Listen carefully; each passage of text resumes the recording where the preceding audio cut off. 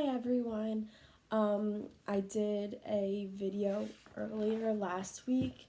I was talking about how we lost our son Angel at 21 weeks. This video I will be talking about my molar pregnancy at 12 weeks. So let me just go back to the beginning. So in June, we found out we were pregnant. We were so excited.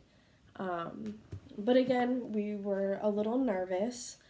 We didn't tell anybody, I think in the beginning, because how we lost our son, we were still a little, we weren't waiting for something to happen, but after something tragic like that, we kind of were waiting a little bit, and we were so early. So we went to our first OBGYN, and we were so early that they couldn't really see the baby or anything, but obviously I was pregnant. And then July,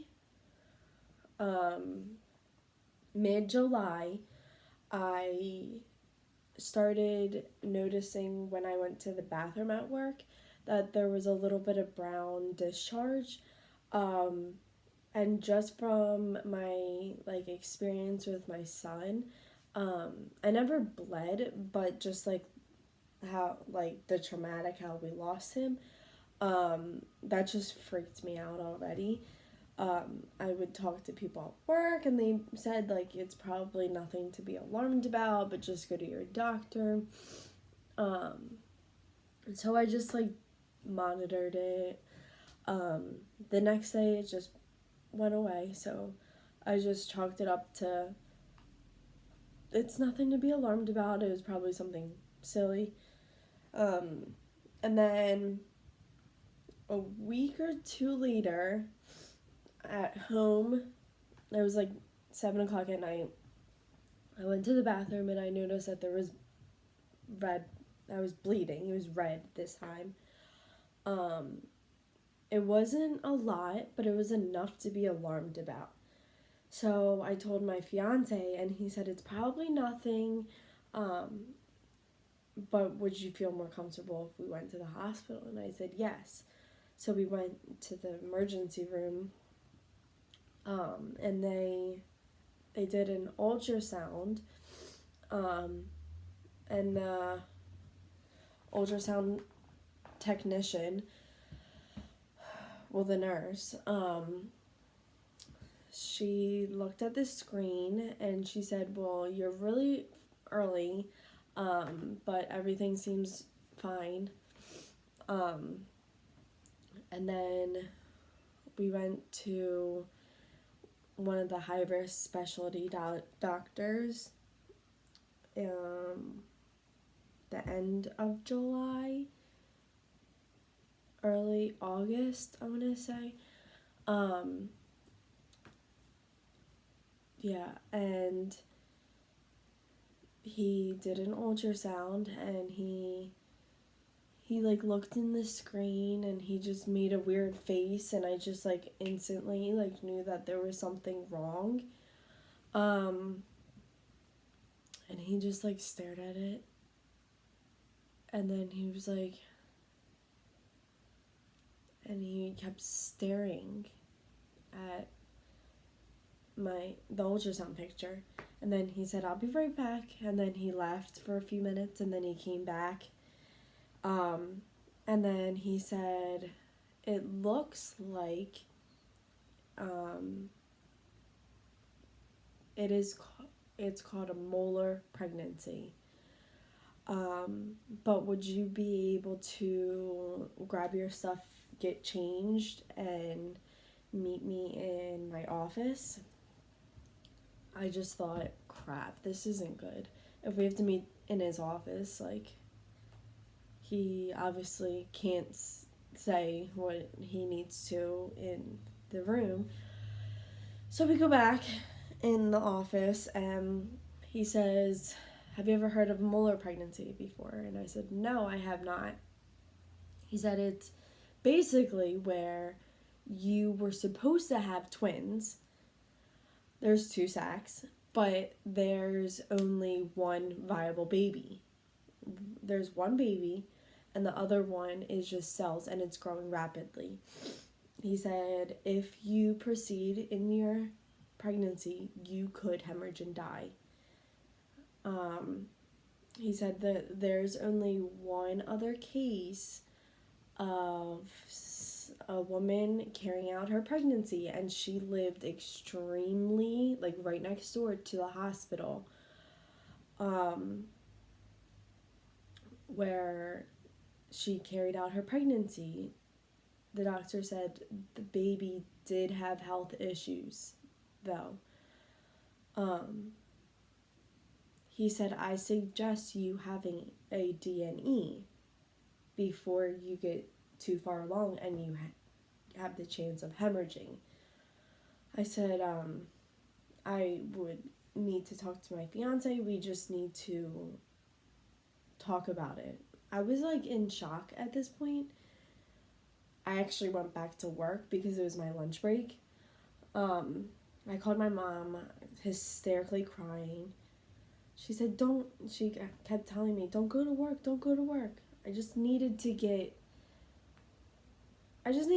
like get out. If I went home, I knew I would just cry.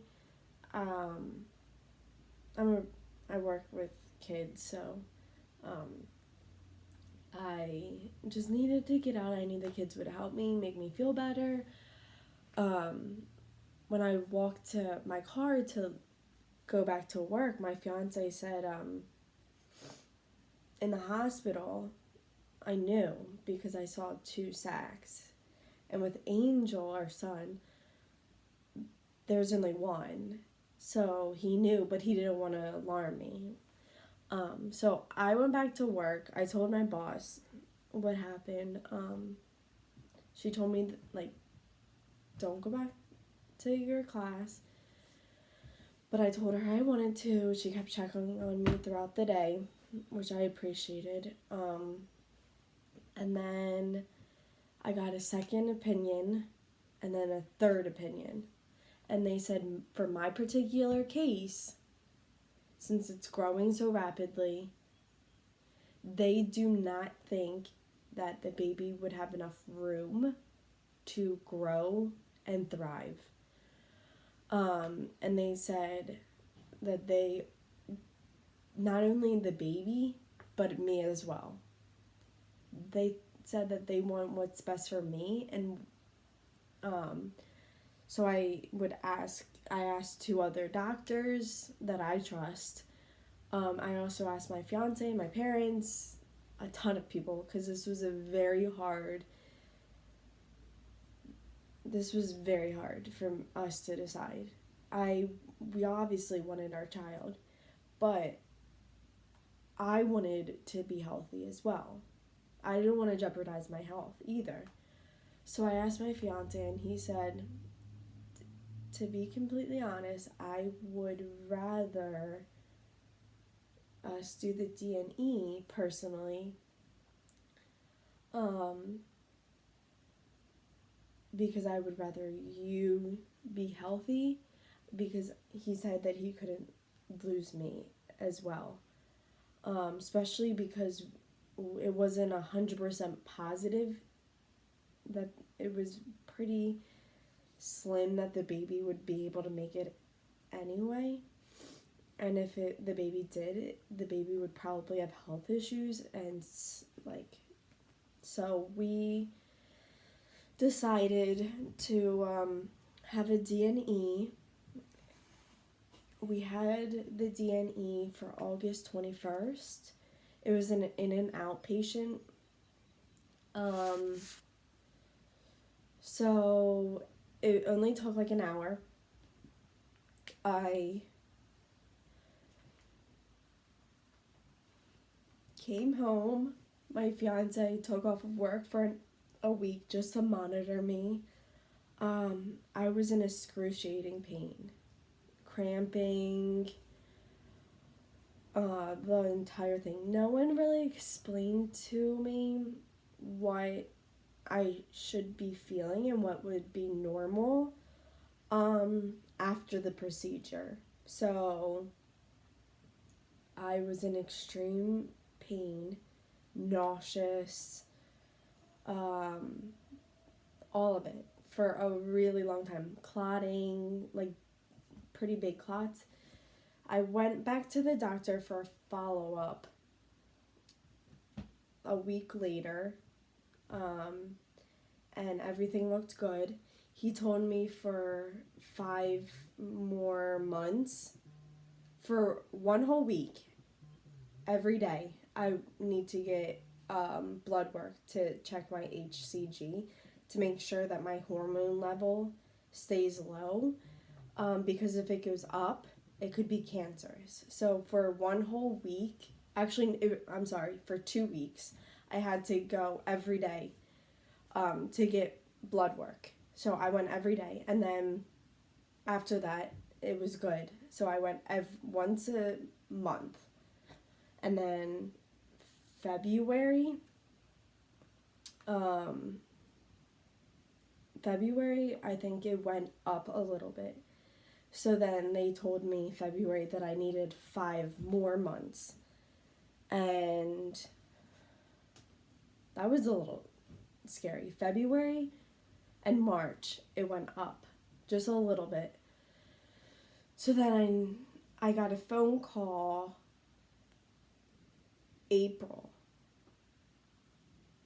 May, that I don't need to get any more blood work. They think that when it went up, it was just, there was something wrong with the testing. I don't know. So I don't need to get any more blood work. But after losing the second pregnancy, I got into a deep depression from losing our son and the second pregnancy back to back. Being so early, a lot of people didn't even know we were pregnant, so they didn't even know what we were experiencing. So that was extremely hard as well. So we joined a support group for parents that have lost early miscarriages to stillbirths. So we told everybody our story with this pregnancy, and I felt the support. And I feel slowly going back to normal. Our normal will never be the same, obviously, but it will.